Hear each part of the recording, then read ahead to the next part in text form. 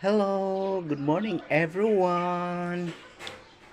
Lami kayong bunta kay dili kayo init, maaliwalas ang hangin, fresh air.